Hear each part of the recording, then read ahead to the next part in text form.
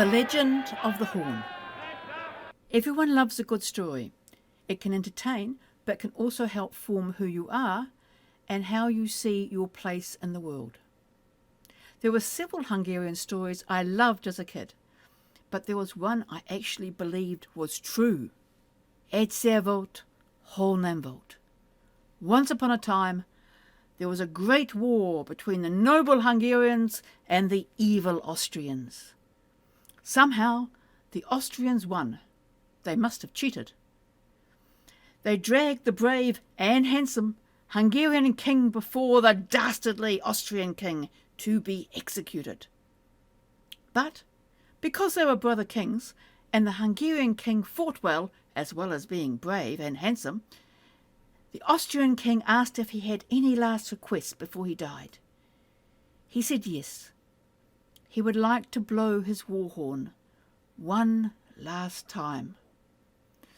So they brought him his great horn, and he lifted it to blow, but because he was quick and strong, as well as brave and handsome, he brought it down on the head of the evil Austrian king.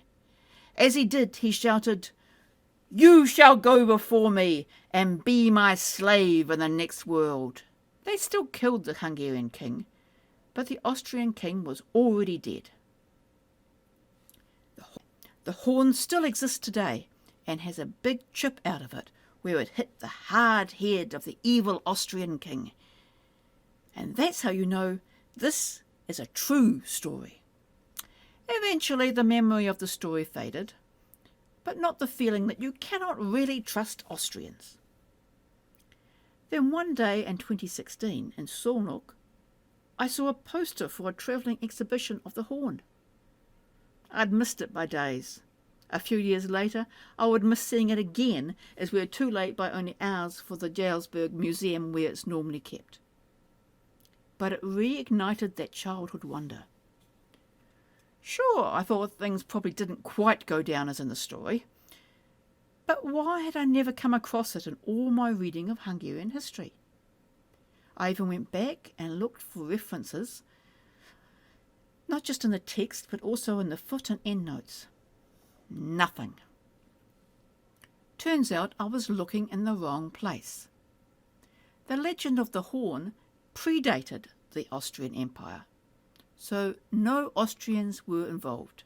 The clue was that war horn. Would they really be dragging that around in the 19th century? It also predated the Kingdom of Hungary, so no Hungarian kings were involved. The clue was the curse, "Be my slave in the next world."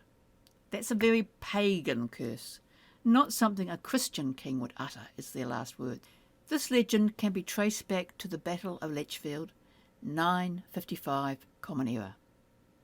The protagonists were the Kingdom of Germany, not Austria, led by King Otto I, and the Hungarian army. The legend is linked to one of the chieftains, Lel. Otto himself was not around at the capture and execution. He left the field after the initial defeat of the Hungarians. Sadly, the capturing occurred while the Hungarians were in retreat. In fact, Otto lived to be crowned Holy Roman Emperor in 962 and lived to 973. However, Otto's younger brother, Henry, did die shortly after the battle, but nothing to do with the battle itself. He was already ill and he died of a disease. And one more twist.